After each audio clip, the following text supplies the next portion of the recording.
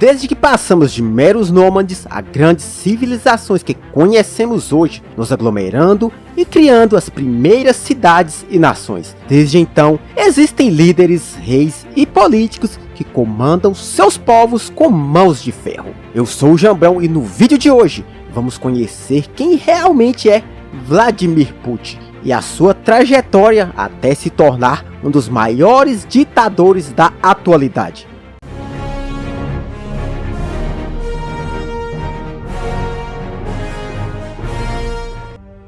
Vladimir Putin nasceu em 7 de outubro de 1952 em Leningrado, atual São Petersburgo, pertencente à antiga União Soviética. Estudou Direito na Universidade Estadual de Leningrado, concluindo o curso em 1975. Nesse mesmo ano, entrou para o treinamento da KGB.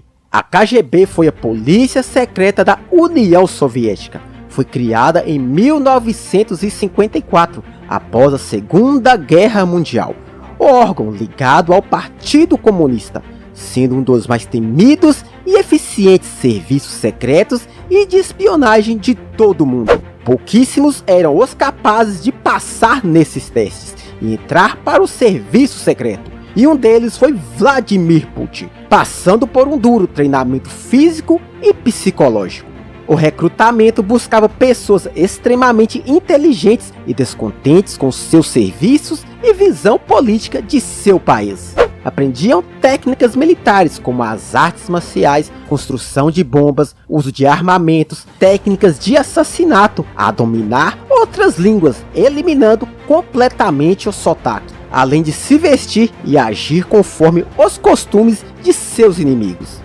A intenção era apenas uma: conseguir informações e neutralizar quem ousasse ir contra o regime. Aos 33 anos, Putin foi enviado à antiga Alemanha Oriental, onde permaneceu até a queda do Muro de Berlim em 1989. Diante da fúria dos alemães, em 5 de dezembro, a KGB corria o risco de ser invadida.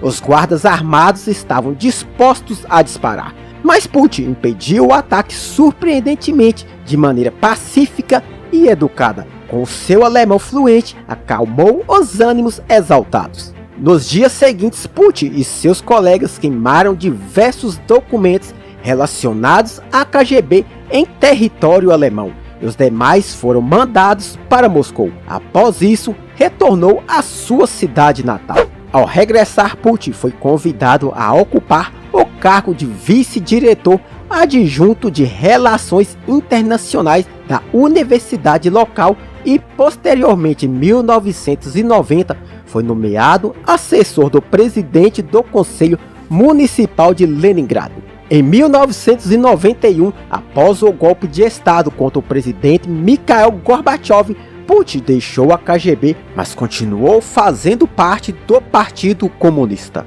Em 1994, passou a exercer a função de vice-prefeito de São Petersburgo, sendo responsável pela área de investimentos. Em 1996, mudou-se para Moscou, ocupando vários cargos importantes próximo ao presidente Boris Yeltsin. Em julho de 1998, foi nomeado diretor de Serviço Federal de Segurança, a FSB, uma das 4 divisões da KGB, e um ano depois foi nomeado primeiro-ministro. A Rússia estava passando por uma grande crise e o atual presidente Boris Yeltsin havia dissolvido a União Soviética, perdendo uma guerra, territórios e se aproximando do sistema capitalista. Após o fim da União Soviética, a Chechênia tinha se tornado independente e, nesse período, expulsado o exército russo de seu território e forçando Yeltsin a assinar um acordo de paz. Isso foi visto como um sinal de fraqueza. Um mês e meio após tornar-se primeiro-ministro, Putin comandou o ataque para tomar novamente a província da Chechênia e colocou um líder mais alinhado aos interesses russos. Isso alavancou e muito a sua popularidade. No dia 20 de março de 2000, pelo Partido Rússia Unida, Vladimir Putin venceu as eleições para presidente, com mais da metade dos votos, sendo reeleito em 2004 para o seu segundo mandato. Diversos confrontos contra os separatistas marcaram seus primeiros anos no poder. Nesses enfrentamentos houve várias mortes, tanto de inimigos quanto de civis inocentes por armas químicas, criando a sua fama de implacável contra os seus inimigos e grupos armados.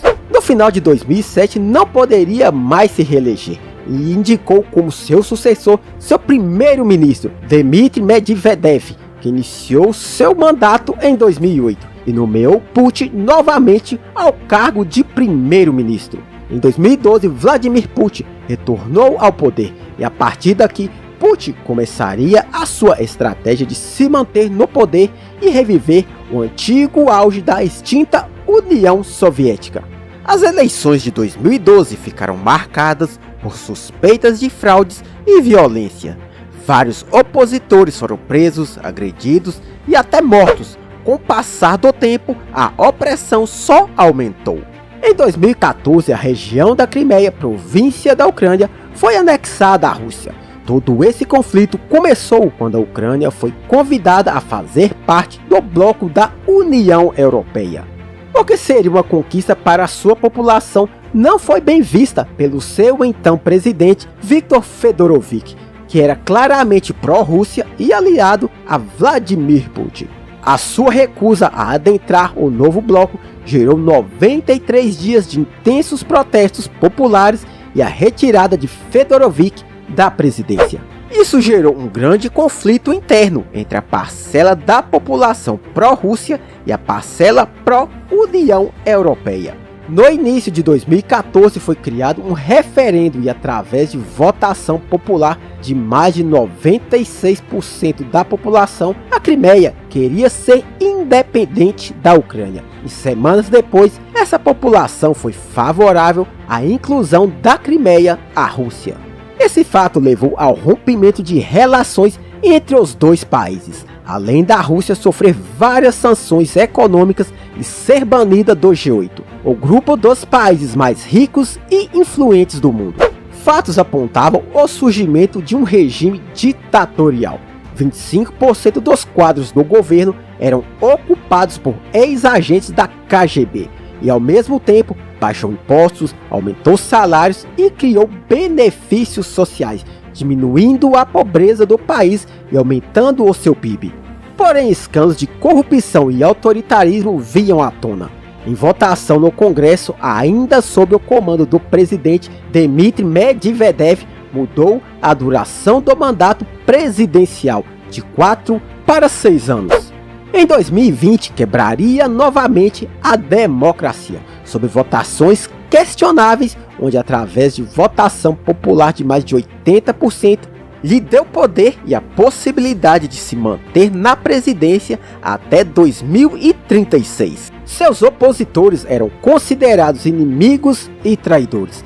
Após diversas denúncias, várias pessoas e jornalistas foram presas e mortas. Podemos citar várias mortes por envenenamento, como a do seu opositor Alexander Litvinenko em 2006. E a quase morte dos ex-agentes russos como Sergei Skripal e sua filha Yulia em 2018. Em 2020, outro opositor seria envenenado. Alexei Navalny passou mal durante um voo e foi tratado em Berlim, na Alemanha, comprovando ser o mesmo veneno utilizado nas vítimas anteriores. Ao retornar à Rússia, foi preso, gerando vários protestos em seu apoio, os quais foram duramente reprimidos. Várias investigações apontaram e responsabilizaram os envenenamentos aos agentes secretos russos, sob comando de Vladimir Putin, que negou as acusações.